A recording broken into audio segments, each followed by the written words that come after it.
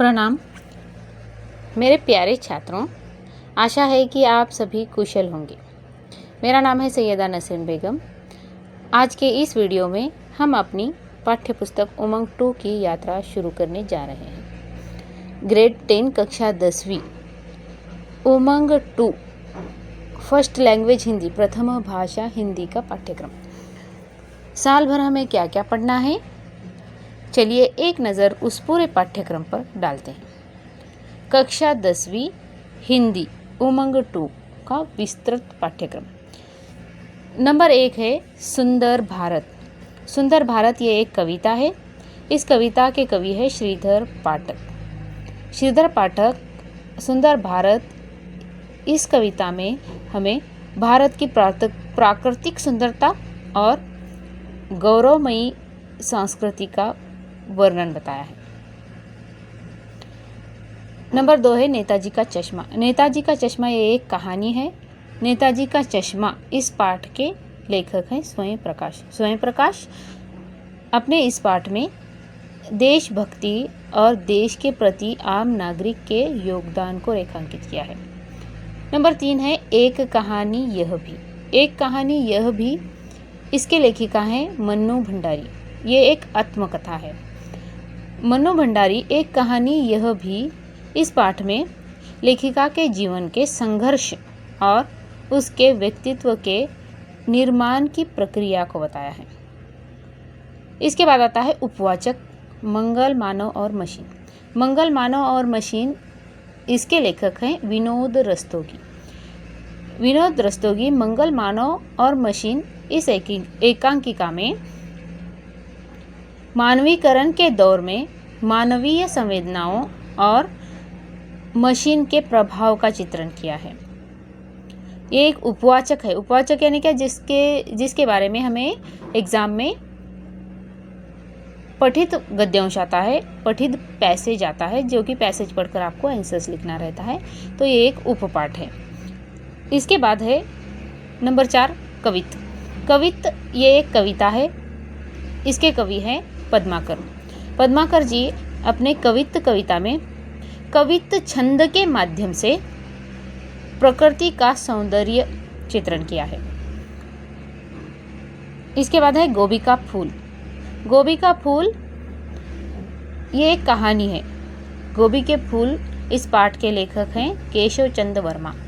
केशव चंद वर्मा अपने पाठ में समाज की स्थितियों का यथार्थ चित्रण किया है। नेक्स्ट आता है नंबर 6।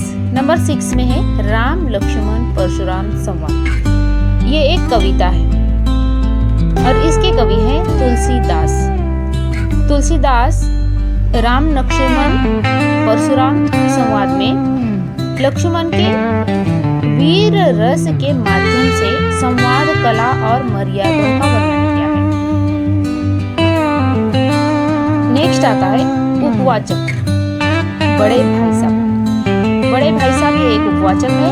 इसके लेखक है प्रेमचंद। प्रेमचंद बड़े भाई साहब इस कहानी में हमें जीवन में अनुभव के महत्व और भाई भाई के आपसी संबंधों का चित्रण किया है। नेक्स्ट है अन्वेषण।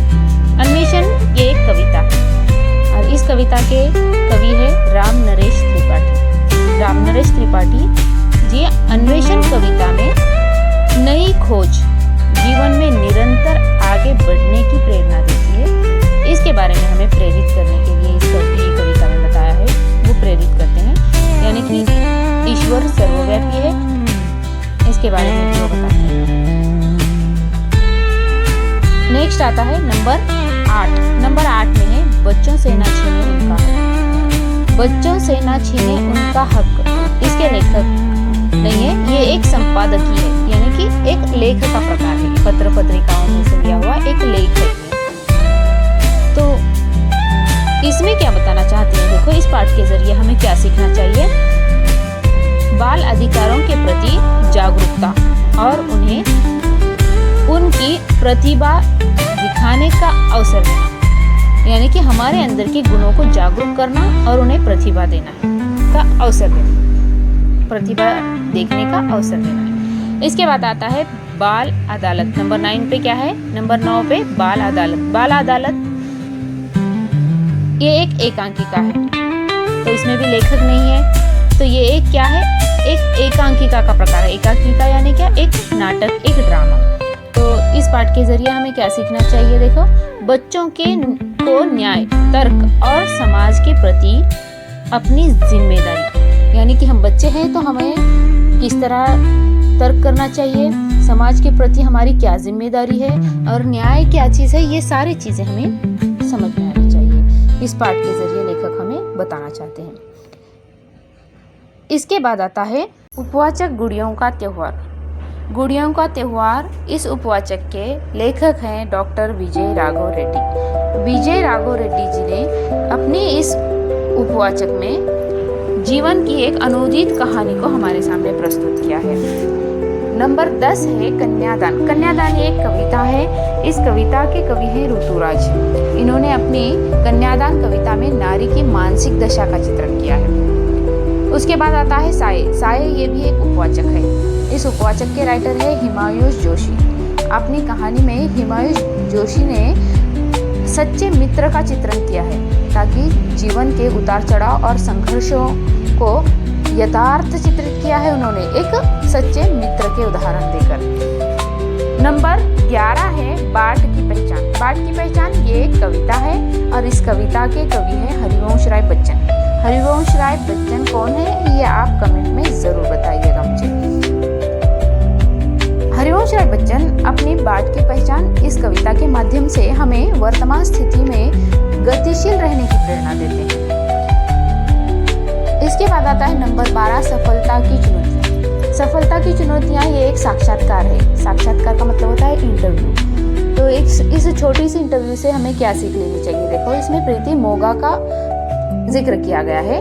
तो जीवन की कठिनाइयों से डरकर पीछे नहीं हटने चाहिए हमें, ताकि सकारात्मक सोच रख के उन संघर्षों को, उन कठिनाइयों का सामना करके हमें अपने जीवन में सफल होना है। यही प्रेरणा इस इंटरव्यू से, इस साक्षात्कार से मिलती है हमें, जो कि सफलता की चुनौती नेम है। इसके बाद आता है अंत में, लास्ट में, आखिरी में गजनंदन लाल पहाड़ चढ़े। ये भी एक उपवाचक है। इस उपवाचक के लेखक हैं विष्णु प्रभाकर।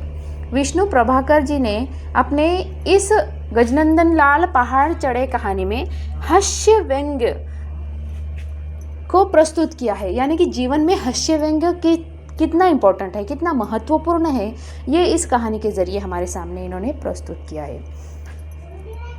तो देखिए, हमने अपने पूरे पाठ्यक्रम में 6 कविताएं, 6 पाठ और 5 उपवाचक का अभ्यास करना है। तो यहाँ पे ये अपने पूरी तरह से 6 कविताएं, 6 पाठ और 5 उपवाचक मैंने आपको बताए हैं। आशा करती हूँ आप सभी को बोर्ड एग्ज़ाम के लिए जो 10वीं ग्रेड 10 का फर्स्ट लैंग्वेज हिंदी प्रथम भाषा का जो पोर्शन है वो अच्छे से समझ में आया होगा। अगर किसी को डाउट है, किसी को शंका है, तो ज़रूर कमेंट कर दीजिए, ताकि हम अगले वीडियो में आपकी शंका को ज़रूर क्लियर करेंगे। तो अगले वीडियो में हम अपने पहले पाठ से अपनी यात्रा को ज़रूर शुरू करेंगे। तब तक के लिए खुश रहिए और आप हमेशा पढ़ते रहिए। धन्यवाद।